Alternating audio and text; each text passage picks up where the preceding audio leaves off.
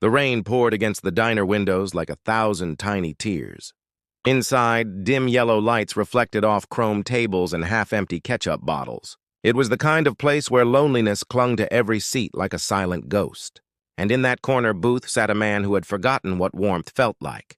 Marcus Bennett, 38, had been coming to this diner for 3 months. Every night at exactly 7, he'd order the same thing: black coffee, scrambled eggs, and toast.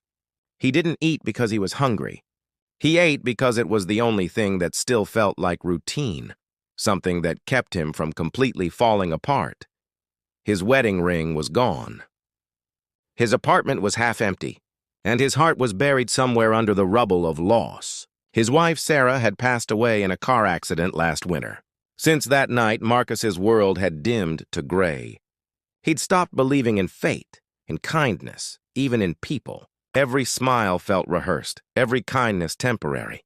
He sat in silence, listening to the clinking plates, the distant hum of an old jukebox, and the sound of rain that reminded him too much of the night everything ended. That night was no different until it was. The door to the diner swung open, letting in a sharp gust of cold air and the sound of heavy rain. A young woman stumbled in, soaked to the bone, holding a small boy in her arms. The child, maybe 6 or 7 years old, had a thin frame and tired eyes that spoke of too many nights without comfort.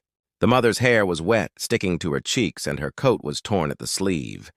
She looked around, desperate, like someone trying to find a small island in a storm. Marcus looked up briefly, uninterested, until he saw the boy. The kid clung to his mother's neck, whispering something, his lips pale. They walked to the counter, and the woman spoke softly to the waitress. Marcus didn't mean to overhear, but the diner was quiet enough that her trembling voice carried through the air. "Please, can I get just a bowl of soup for my son? I'll pay you tomorrow. We've been walking for hours." The waitress frowned apologetically. "I'm sorry, ma'am. I can't give food on credit. It's policy." The mother's face fell. She looked at her son, who buried his face in her shoulder, shivering. "It's okay, baby," she whispered. "We'll find something later." Something shifted inside Marcus at that moment. Maybe it was the way the boy looked, so fragile and quiet. Maybe it was the tone of the woman's voice, full of exhaustion but holding on to dignity. Or maybe it was the ghost of his late wife whispering somewhere in his conscience, reminding him who he used to be. Without thinking, he stood up. His chair scraped the floor, making everyone glance at him. He walked to the counter, pulled out his wallet, and said simply, "Add whatever they want to my bill." The woman turned to him, startled. "No, please, you don't have to." He met her eyes for the first time. They were tired but not defeated. "It's fine," he said. "Sit down. He's hungry." Her lips trembled as she nodded. The woman hesitated for a moment before quietly asking, "Would it be okay if we sit with you?" "My son doesn't like being alone." Marcus blinked, taken aback. He had spent months avoiding company, building walls no one could climb. Yet here she was, polite, sincere, and cold from the rain, asking to share his table. He hesitated, but the small boy's eyes looked up at him, wide and full of innocence. "Sure," Marcus said quietly. "Have a seat." They sat down across from him. The woman wrapped her arms around her son, trying to warm him. "Thank you," she murmured. "I'm Rachel, and this is Ethan." Marcus nodded, still unsure what to say. He wasn't used to talking anymore. But when the food came, 2 bowls of soup and warm bread, he found himself watching them. The way Ethan's small hands held the spoon carefully, the joy in his eyes when he tasted something hot, the relief in Rachel's smile. It was a scene Marcus didn't realize he'd missed so much. For the first time in months, he felt something stir inside him. Not just pity, but life. Rachel explained between quiet sips that she and her son had been evicted from their apartment after she lost her job. They'd been staying at a shelter, but it was overcrowded. Tonight, she had nowhere else to go. She wasn't asking for help, just a moment to rest and feed her child. Marcus listened. Really listened. Her voice carried the kind of strength that comes from surviving when everything's been stripped away. And when she laughed softly at something her son said, Marcus realized how long it had been since he'd heard laughter that wasn't forced. Hours passed like minutes. The rain outside slowed and the diner grew quiet. Ethan, full and warm, fell asleep with his head in his mother's lap. Rachel's eyes softened as she looked at him. "He's all I have," she whispered. "And every day I'm scared I'll fail him." Marcus's chest tightened. He remembered saying almost the same words to his wife before their daughter was born, before the accident that took both of them.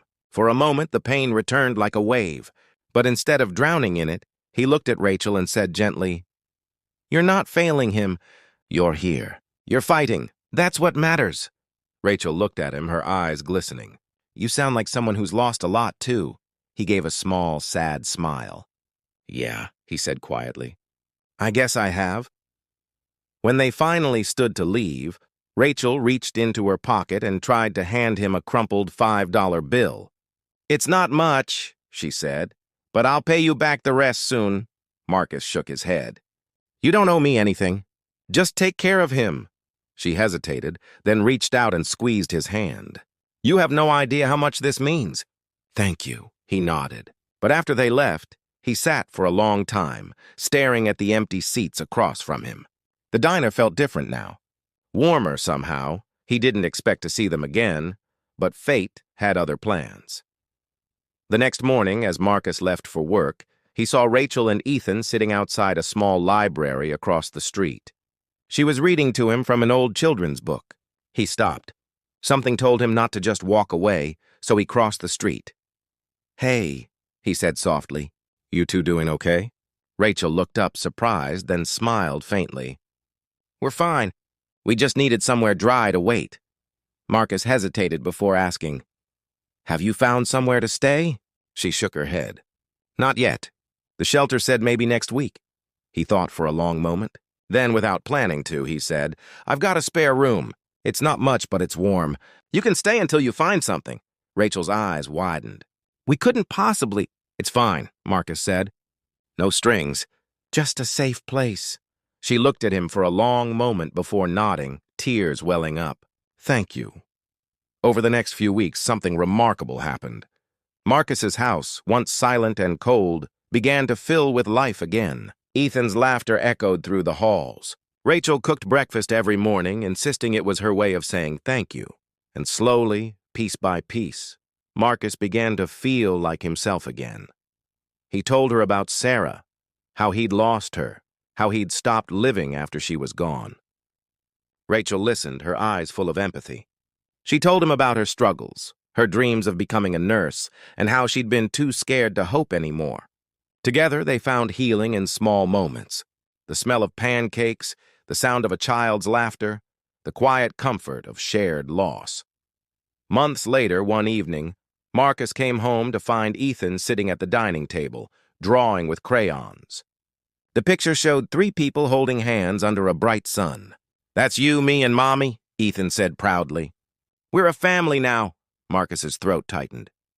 He looked at Rachel, who stood by the stove, smiling shyly. Something inside him, something long buried, came alive again.